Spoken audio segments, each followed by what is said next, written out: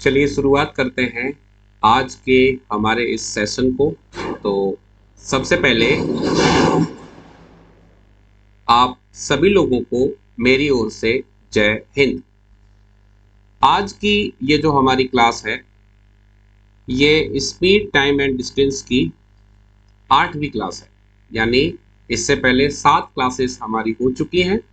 तो जिन लोगों ने पिछली क्लासेस नहीं देखी, मैं चाहूँगा कि एक बार आप पिछली क्लासेस को भी देख लें, जिससे जो पिछली चीजें हैं वो आपकी कवर हो जाएं और टॉपिक में मजबूती के साथ आप आगे बढ़ सकें। ठीक है, तो आज हमको जो डिस्कस करना है वो करना है टाइप 7। अब ये टाइप 7 क्या है, इसे आप जरा अच्छे से समझिए। टाइप 7 है हमारा अनुपात पर आधारित प्रश्न। यानी यहाँ जो क्वेश्चन हमें देखने को मिलेंगे वो कैसे मिलेंगे, अनुपात पर आधारित। यानी जब हमारा क्वेश्चन रेशियो बेस्ड होता है ना, रेशियो बेस्ड क्वेश्चंस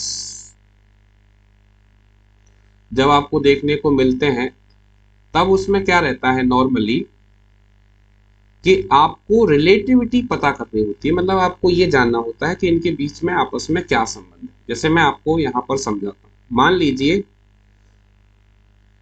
कोई दो व्यक्ति हैं ए और बी, और आपसे ये कहा जा रहा है कि इनकी जो चाल है या इनकी जो स्पीड है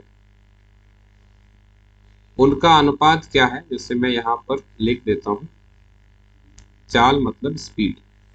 इनकी जो स्पीड है उसका अनुपात दिया हुआ है, मानकर चलो x अनुपात y। तो इस आधार पर समय का अनुपात क्या हो जाएगा, समय टाइम। इसको जरा आप समझिए कि ये अनुपात क्या होगा। जैसे मानकर चलिए कोई दो स्थान, एक स्थान में मान लेता हूं आगरा और दूसरा मान लेता हूं मुंबई। ठीक है, जैसे एक स्थान मैंने मान लिया आगरा, यहां समझना, और एक मान लिया मुंबई।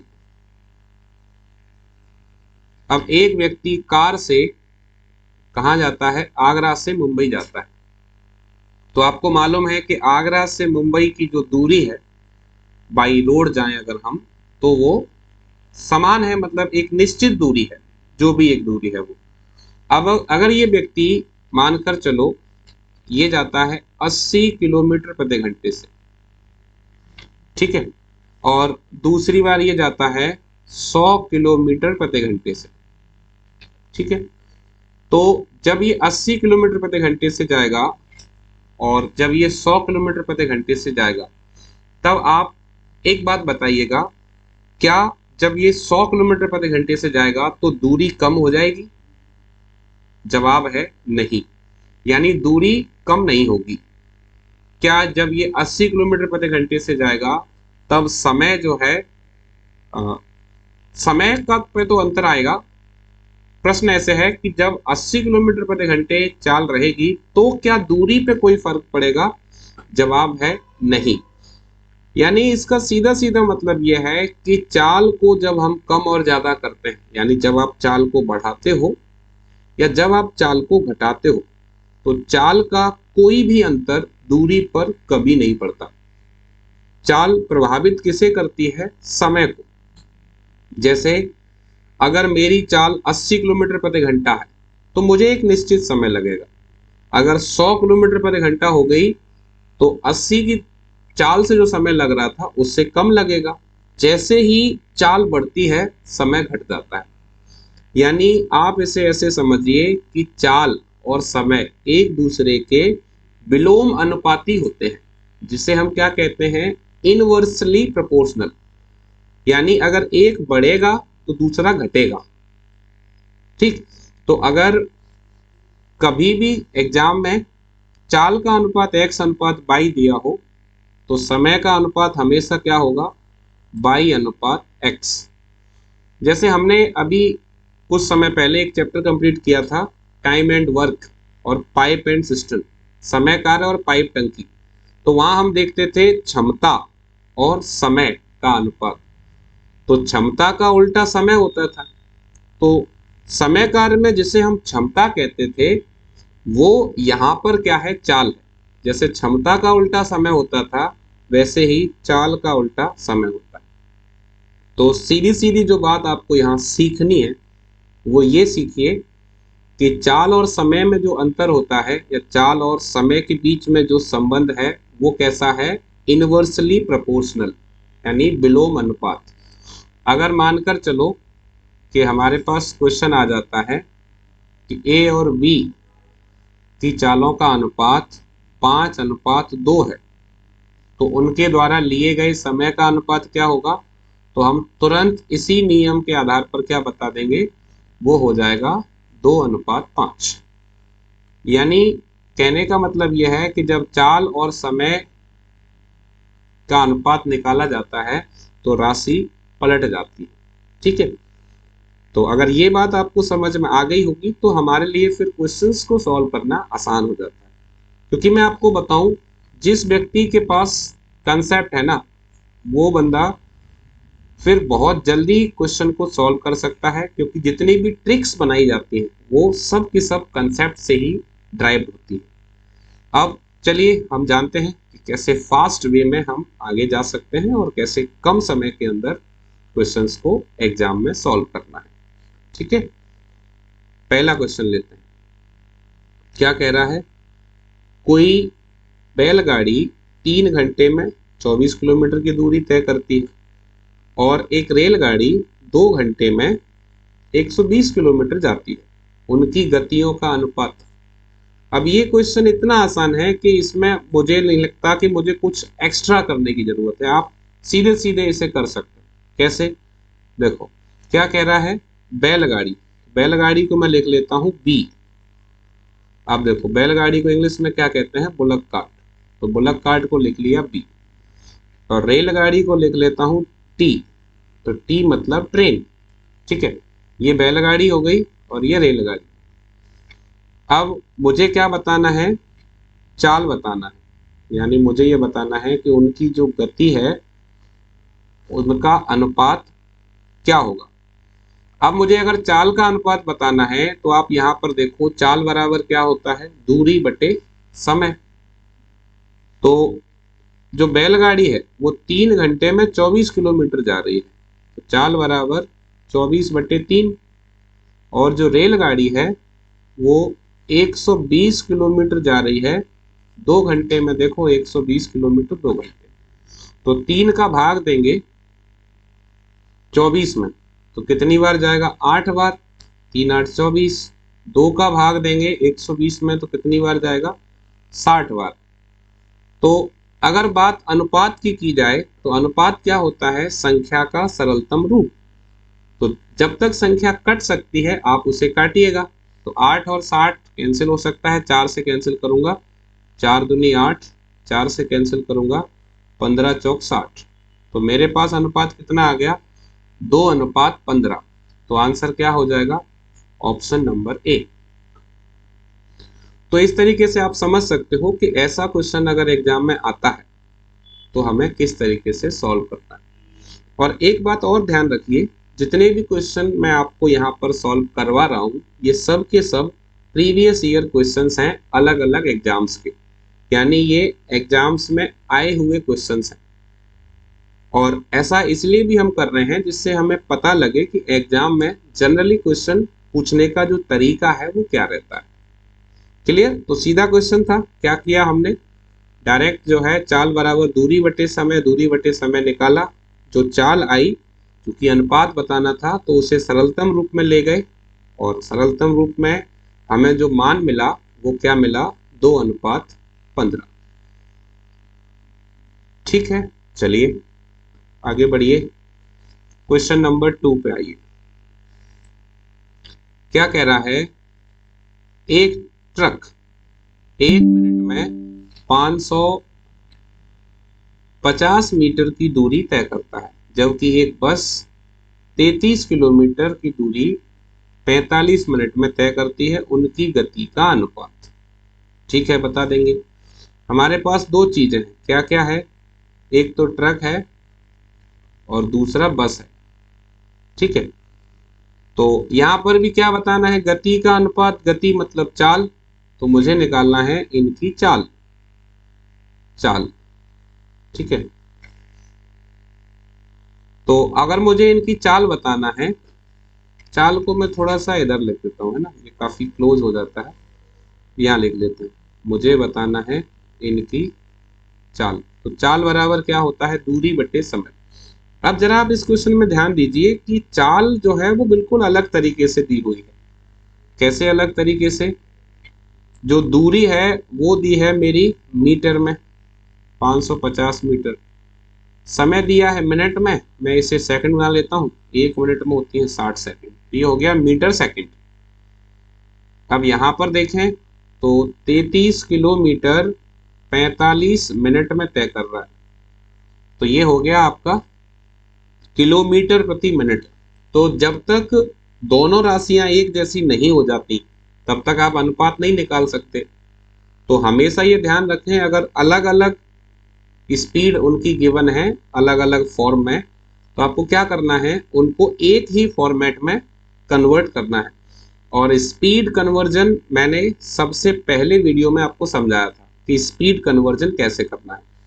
तो अब देखिए यहाँ पर, अगर ये मीटर सेकंड है तो मीटर सेकंड को किलोमीटर प्रति घंटे में बदलने के लिए क्या करते हैं, 18/5।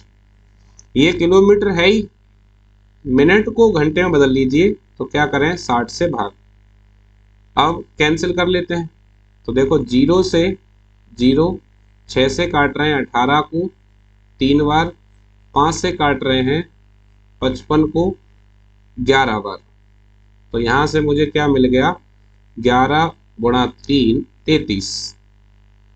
अब यहाँ देख लो, यहाँ कैंसिल करो, 15 से कैंसिल कर रहा हूं मैं, 15 से 15 चौक 60, 1 मिनट सॉरी गड़बड़ हो गया, 15 से 45 को काटेंगे तो 3 बार, 15 तिया 45, 15 चौक 60। अभी 3 से मैं इधर 33 को काट लेता हूँ 11 बार। अभी क्या करना है, आप देखो ये जो 4 है ये ऊपर जाएगा इधर, और ऊपर जाकर मल्टीप्लाई होगा, तो 4 का गुणा 11 से करेंगे तो कितना आ जाएगा, 44। अब मैंने आपको बताया था कि चाल क्या होता है, सरलतम रूप, तो अगर कट सकता है तो काट लो। हम इसे काटते हैं 11 से, तो 11 से 3 बार, 11 तिया 33, और 11 से 4 बार, 11 चौक 44। तो यहाँ पर जो अनुपात मुझे मिलेगा वो क्या मिलेगा, 3:4, और ये कहाँ पर है, ऑप्शन नंबर सी। ठीक है, तो ये क्वेश्चन थोड़ा सा कैलकुलेटिव बेस्ड था, मतलब यहाँ पर एग्जामिनर आपसे ये जानना चाहता है कि आप एग्जाम के प्रेशर में भी क्या इकाई को बहुत आसानी से बदल सकते हो।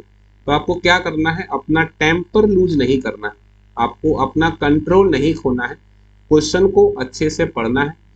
पढ़ने के बाद ये देखना है कि यहाँ पर ऐसी क्या चीज है जिसकी वजह से क्वेश्चन मेरा सॉल्व नहीं हो पा रहा है, तो उसको ठीक करके आप क्वेश्चन को बहुत आसानी से हल कर पाओगे। क्लियर, चलिए और आगे बढ़िए। क्वेश्चन नंबर 3,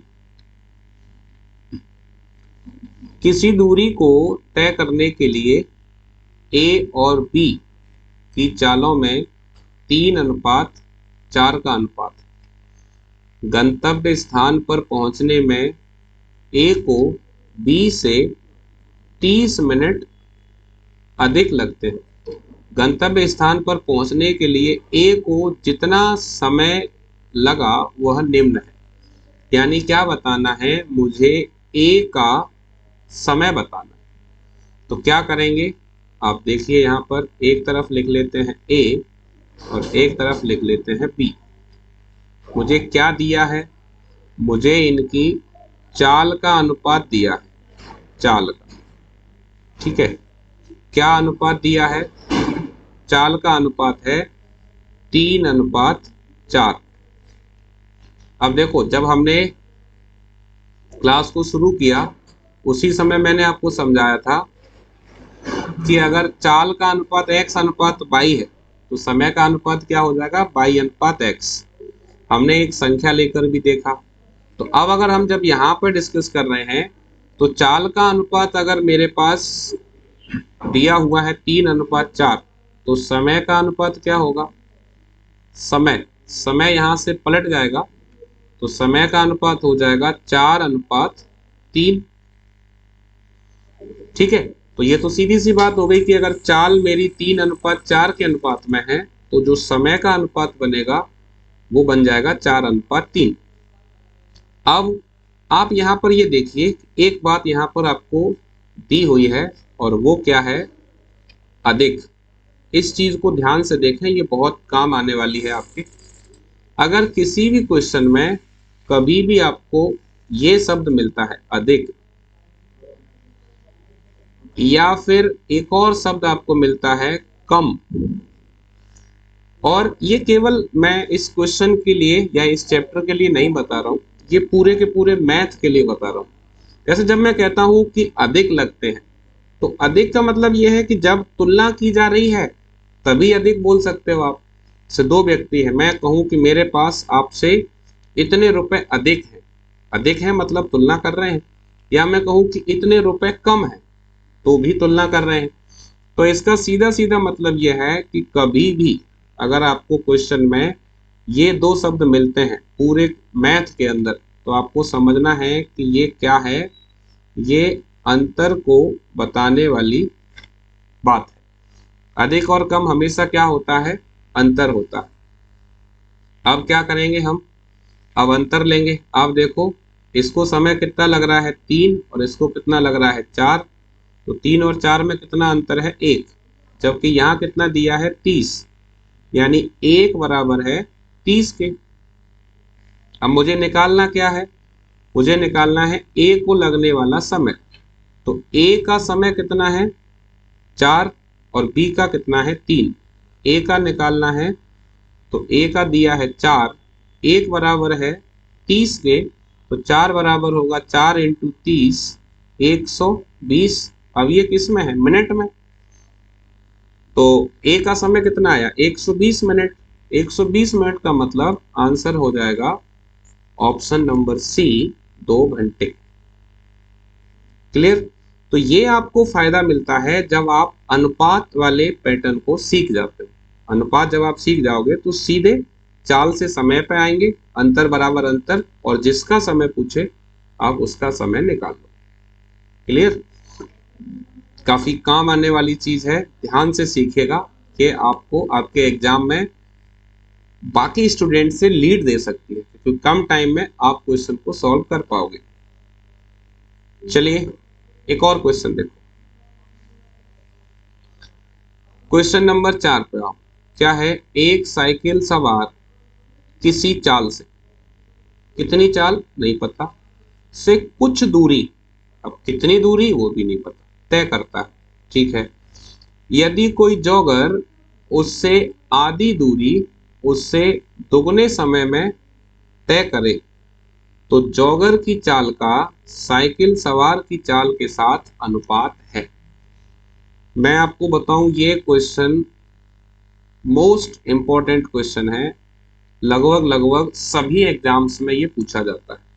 अक्सर लोग कंफ्यूज रहते हैं 1:4 और 4:1 के बीच, तो हम उस कंफ्यूजन को दूर करेंगे। दूसरा, हम ये भी जानेंगे कि अगर मुझे इस क्वेश्चन को कम समय में करना है तो कैसे कर सकते हैं। अब आप देखिए, आपने परसेंटेज चैप्टर पढ़ा होगा, है ना? परसेंटेज मैं आपको पढ़ा चुका हूं। परसेंटेज के अंदर अगर कोई भी वैल्यू हमें नहीं पता तो हम वहां पर क्या मानते हैं? 100। ठीक है, अब अगर कभी कहता है वृद्धि तो 100 में प्लस करते हैं, कभी कहता है कमी तो 100 में से माइनस करते हैं। यानी मूल रूप से जो हम संख्या मानते हैं प्रतिशत के अंदर, वो क्या मानते हैं? 100 मानते हैं। यस और नो? यस। तो 100 मानकर हम तुरंत कर लेते हैं। अब मैं यहाँ आपको एक बहुत काम की बात बताता हूँ। जैसे परसेंटेज में अगर ये मानते हो तो कभी भी अगर आपको क्वेश्चन आ जाए स्पीड, टाइम एंड डिस्टेंस पे, ठीक है, तो स्पीड वाले क्वेश्चंस के लिए आपको क्या करना है? जो बाय डिफॉल्ट स्पीड है वो स्पीड आप मानिए हमेशा 60 किलोमीटर प्रति घंटे। और अगर वो कभी दूरी की बात करता है, डिस्टेंस, तो वो दूरी आपको माननी है 60 किलोमीटर। अब ऐसा क्यों कर रहे हैं वो समझिए, क्योंकि प्रति घंटे बात हो रही है, यानी 1 घंटे के रेफरेंस में निकालना है। तो 1 घंटे में कितनी मिनट? 60 मिनट से सेकंड निकालते तो 1 मिनट में कितनी सेकंड? 60। यानी मुझे यहाँ पर 60 के मल्टीपल में ही वैल्यू चाहिए, और ऐसा करने से मेरा आंसर तुरंत आ सकता है। ठीक है, अब आप देखो मुझे किस किस का निकालना है। मुझे निकालना है जॉगर। तो कई लोग तो यही नहीं जानते होंगे कि ये जॉगर क्या होता है। पहले इस जॉगर को जान लो। जॉगर का मतलब आपने देखा होगा, सुबह सुबह बहुत सारे लोग रनिंग करने के लिए निकलते हैं, तो उसे जॉगिंग बोलते हैं। टहलने के लिए, घूमने के लिए, या फिर थोड़ा बहुत हल्का दौड़ने के लिए, तो वो जॉगिंग होती है। तो जो बंदा सुबह सुबह मान लो 500 मीटर, 1 किलोमीटर, 1.5 किलोमीटर, तो सुबह वॉक करने जाता है, उसी को जॉगर बोलते हैं इंग्लिश में। ठीक है। और दूसरा कौन है? दूसरा है हमारा साइकिल सवार। तो साइकिल को हमें पता है सबको क्या बोलते हैं हम? बाइसिकल। तो साइकिल सवार की जो चाल है वो तो हम मान चुके हैं, क्योंकि किसी चाल और किसी दूरी, जब दूरी और चाल नहीं है तो आप क्या मानिएगा? 60 किलोमीटर प्रति घंटे। तो ये तो हो गई साइकिल सवार की चाल। अब जॉगर क्या कर रहा है? आधी दूरी। तो मेरी दूरी कितनी मानी थी मैंने? 60। तो 60 का आधा कितना हो जाएगा? आधा हो जाएगा 30। आधी दूरी दोगुने समय में। अब आप एक बात बताओ, अगर कोई बंदा 60 किलोमीटर प्रति घंटे से 60 किलोमीटर ही चले तो कितना समय लेगा? 1 घंटा। 1 घंटे में पहुंच जाएगा। अब पहले अगर 1 घंटा लग रहा है तो दुगना समय लगेगा। अब दुगना समय कितना? 1 की बजाय 2 घंटे लगेंगे। कैंसिल कर लेते हैं इसको। मैं 30 से कैंसिल कर लेता हूँ। 30 एकम 30, 30 दूनी 60। अब ये दो जो संख्या है वो दो कहाँ आ जाएगी? दो हमारी इस तरफ जाएगी गुणा में, तो क्या रह जाएगा? यहाँ पर जो आंसर मुझे मिलेगा वो मिलेगा 1, और 2 का गुणा 2 से हो जाएगा तो 4। यानी करेक्ट आंसर होगा ऑप्शन नंबर सी, 1:4।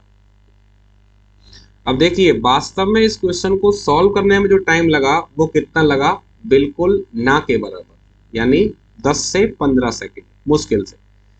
ये मैंने आपको यहाँ पर समझाने की कोशिश की कि अगर कभी भी आपसे क्वेश्चन पूछ लिया जाए चाल, समय और दूरी पर, और आपसे ये कहा जाए कि किसी निश्चित चाल से कोई निश्चित दूरी, तो आप उस वैल्यू को बाय डिफॉल्ट क्या ले सकते हैं वो मैंने आपको यहाँ पर समझाया। ये चीज आपको बहुत काम आ सकती है और आपका काफी टाइम बचा सकती है।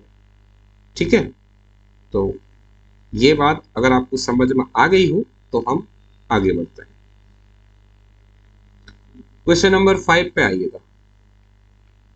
क्या कह रहा है समझना। यहाँ पर 3 कारों की चाल 3:4:5 के अनुपात में उनके द्वारा एक ही दूरी तय करने के लिए गए समय का अनुपात कितना है? मुझे क्या बताना है? समय का अनुपात।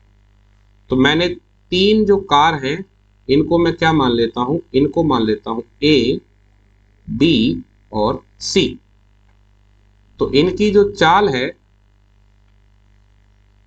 इनकी जो चाल मुझे दी हुई है क्वेश्चन में, उसका अनुपात कितना दिया है? 3:4:5। तो मैंने आपको बताया था कि चाल का उल्टा क्या होता है? समय। तो जब दो संख्या हो तो आप सीधे पलट के लिख सकते हो, लेकिन अगर 3 संख्या मिलेंगी तो क्या करोगे? अगर 3 संख्या मिलेंगी तो आपको लेना है एलसीएम। तो 3, 4, 5 का ले लो एलसीएम, कितना आ जाएगा? 60। अब आपको क्या बताना है? समय का अनुपात। तो हम यहाँ से सीधे समय बता पाएंगे। क्या करना है? जो चाल है उसका एलसीएम में भाग दो। तो जब 3 का भाग 60 में देंगे कितनी बार जाएगा? ये जाएगा 20 बार। जब 4 का भाग 60 में देंगे ये जाएगा 15 बार, और जब 5 का भाग 60 में देंगे तो ये जाएगा 12 बार। तो यहां से जो मुझे आंसर मिलेगा ऑप्शन नंबर सी 20:15:12। ठीक है, ये तो हो गया हमारा कॉन्सेप्ट यानी तरीका। अब अगर इस क्वेश्चन को मैं चाहता हूं कि विदाउट पेन हल करूं, यानी बिना पेन चलाए अगर ये क्वेश्चन हल करना हो, तो मैं यहां से ऊपर समझा दूं आपको। यहां देखो, अगर हम ये चाहते हैं कि ये क्वेश्चन बिना पेन चलाए हल हो जाए, विदाउट पेन, विदाउट पेन, तो विदाउट पेन कैसे होगा वो आप देखें। यानी मुझे क्या दिया हुआ है, मुझे चाल का अनुपात दिया, तो मैं यहां पर लिख लेता हूं। मैंने यहां लिख लिया एबीसी, एबीसी, एबीसी का अनुपात मुझे कितना दिया है 3, 4, 5। समझना, बहुत शानदार तरीका आपको सिखाने जा रहा हूं। 3, 4, 5। अब मुझे क्या निकालना है, मुझे निकालना है समय का अनुपात। अगर बिना पेन चलाए मुझे ये क्वेश्चन करना हो तो फिर मैं इसे कैसे कर सकता हूं, आप समझिए। जैसे अगर मुझे ए का समय निकालना है, ए का, तो जिसका समय निकालना है आप उस संख्या को टच नहीं करोगे, यानी उस संख्या से हमें कोई लेना देना नहीं होगा। अगर ए निकाल रहे हैं तो ए को छोड़कर बाकी की जो संख्या है हमारे पास, जैसे एक, जब ए निकाल रहे हैं मान लो ए को छोड़ दिया, 3 को छोड़ दिया, अब क्या बचा 4 और 5, तो 4 और 5 का गुणा कर लो, 4 पंजे 20। अगर बी निकाल रहे हो तो बी के अलावा जो संख्या है उनका गुणा कर लो। जैसे बी को अगर मैं छोड़ दूं तो क्या दिख रहा है मुझे 5 और 3, तो 5 का गुणा 3 से करेंगे कितना मिल जाएगा 15। और अगर सी निकालना है तो सी को अगर मैं छोड़ दूं तो क्या मिल रहा है 4 और 3, तो 4 तिया 12। आप देखो आपको वही आंसर मिल गया ना, 20, 15, 12। और ये काम आप बस क्वेश्चन देख कर सकते हो। जैसे समय निकालना है, 3 को हटाओ, 4 पंजे 20, पहला 20 आएगा, 20 आप देखोगे एक ही ऑप्शन में है, आपको तुरंत आंसर मिल जाएगा लगभग लगभग 5 से 7 सेकेंड के अंदर क्वेश्चन पढ़ने के बाद। क्लियर है? तो जब हम रेगुलर किसी काम को करते रहते हैं तो धीरे धीरे धीरे धीरे हम उसमें निखर जाते हैं। तो यही मैं आपको समझाना चाहता हूं कि आप अपनी मेहनत को बनाकर रखिएगा, क्योंकि आप सबको मालूम है कि पानी की एक बूंद में इतनी ताकत नहीं है कि वो एक बड़े से पत्थर को चीर सके। लेकिन अगर पानी की वही बूंद बार बार बार बार बार बार बार बार अगर एक ही जगह उसी पत्थर पर गिरती रहती है तो क्या होता है, हमने देखा है कि उस पत्थर में भी जो है वो छेद हो जाता है, बड़ा सा गड्ढा बन जाता है। इसी तरीके से आपकी तैयारी है। आप अगर बरसाती मेंढक की तरह केवल जब वैकेंसी आएंगी तभी पढ़ाई करोगे तो आप कंपटीशन को क्रैक नहीं कर पाओगे। लेकिन वैकेंसी से पहले भी और जब तक सिलेक्शन नहीं हुआ तब तक अगर आप तैयारी करते रहोगे करते रहोगे करते रहोगे तो आपकी स्पीड इतनी अच्छी हो जाएगी कि आप किसी भी एग्जाम को काफी कम समय में और बहुत आसानी से क्रैक कर पाओगे। ठीक है, चलिए थोड़ा सा और आगे बढ़ते हैं क्वेश्चन नंबर 6 की तरफ। ये आखिरी क्वेश्चन है आज के लिए। ठीक है, देखिए ए और बी की चालों में 2:3 का अनुपात है। एक निश्चित स्थान से दूसरे निश्चित स्थान पर एक साथ चलकर पहुंचने में ए बी से 10 मिनट अधिक लेता है। फिर से अधिक आ गया, देखो मैंने बताया था अधिक और कम। यदि ए अपनी सामान्य चाल की दुगनी चाल से यात्रा करे तो उसे यह दूरी तय करने में कितना समय लगेगा, क्या बताना है समय। तो कोई परेशानी नहीं है, तुरंत हो जाएगा। देखो एक तरफ लिखो ए, एक तरफ लिखो बी। मुझे क्या दिया है, चाल का अनुपात दिया है, तो चाल को आप यहां पर लिख लो, कितना है 2:3। अगर चाल का अनुपात है तो यहां से समय का अनुपात निकालिए। समय क्या होता है, ये चाल का अपोजिट होता है। तो अगर चाल 2-3 है तो समय क्या हो जाएगा, 3:2। अब अधिक कह रहा है तो आप देखो 2 और 3 में कितना अंतर है, 2 और 3 में 1 का अंतर है, यानी 3 2 से कितना अधिक है, तो 3 2 से 1 अधिक है। जबकि क्वेश्चन में कितना दिया है, 10, तो 1 बराबर 10 मिनट। आपको किसका निकालना है, ए का। तो आप ये देखो कि ए कितना टाइम ले रहा है, अभी ए ले रहा है 3, तो 1 बराबर 10 है, तो 3 बराबर 10 इंटू 3 करेंगे 30 मिनट। 30 मिनट हमारा आंसर आता अगर ये अपनी जिस चाल से चल रहा है उसी से चलता रहता। लेकिन यहां पर क्या कहा गया है, ध्यान दो, दुगनी चाल से यात्रा करे। अब मानकर चलो आपकी चाल कितनी है, 50 किलोमीटर प्रति घंटा, और आप कोई दूरी 1 घंटे में तय कर रहे हो 50 की चाल से। तो अगर आपकी चाल 100 हो जाएगी तो कितना समय लगेगा, तो चाल जैसे ही दुगनी होगी समय आधा हो जाएगा। मैंने क्या बताया था, चाल और समय एक दूसरे के विलोम अनुपाती होते हैं। जैसे चाल बढ़ती है समय कम हो जाता है, चाल घटती है समय अधिक हो जाता है। तो जब भी हम चाल दोगुनी करेंगे, चाल दोगुनी करेंगे तो क्या होगा, समय आधा हो जाएगा। यानी पहले 30 लग रहे थे तो अब कितना समय लगेगा, अब समय लगेगा 15 मिनट। तो correct answer option number A, 15 minute. तो इस तरीके से हमारा ये जो सेशन है वो कंप्लीट होता है। अब एक बार हम देख लेते हैं कि आज हमने क्या सीखा। तो सबसे पहले तो मैंने आपको बताया कि टाइप 7 हम आज डिस्कस करने जा रहे हैं, 8वीं क्लास है। तो हमने देखा था कि चाल और समय के बीच में क्या संबंध होता है, तो वो संबंध है विलोम अनुपात वाला। पहले क्वेश्चन में हमने सीधे चाल निकाला और उसके बाद अनुपात बताया, 2:15। दूसरे क्वेश्चन में स्पीड कन्वर्जन वाला क्वेश्चन था, तो चाल को बदलने के बाद आंसर मिला 3:4। तीसरे क्वेश्चन में अंतर पे आधारित था, तो हमने चाल और समय का अनुपात बनाया और वहां से आंसर निकाला 120 मिनट, मतलब 2 घंटे। नंबर 4 में मैंने आपको एक शॉर्टकट बताया कि कैसे अगर निश्चित दूरी और निश्चित चाल दी हुई हो तो उसे क्या मान सकते हैं। फिर जब सॉल्व किया तो आंसर मिल गया 1:4। 5वें क्वेश्चन में एलसीएम से सिखाया और विदाउट पेन भी सिखाया, ठीक है। 6वें क्वेश्चन में हमने देखा कि कैसे हम चाल और समय का अनुपात बनाते हैं, और अगर चाल बढ़ती है तो समय घटता है। तो इसी के साथ हम आज के इस सेशन को कंप्लीट करते हैं। कैसी रही आज की क्लास, हमें जरूर बताइएगा। आपकी तैयारी में इन क्लासेस से कोई फर्क पड़ रहा है या नहीं पड़ रहा है, ये भी आप हमें कमेंट सेक्शन में जरूर बताएं। और मेहनत करते रहें, क्योंकि आपका और हमारा दोनों का एक ही लक्ष्य है और वो है आपकी सफलता।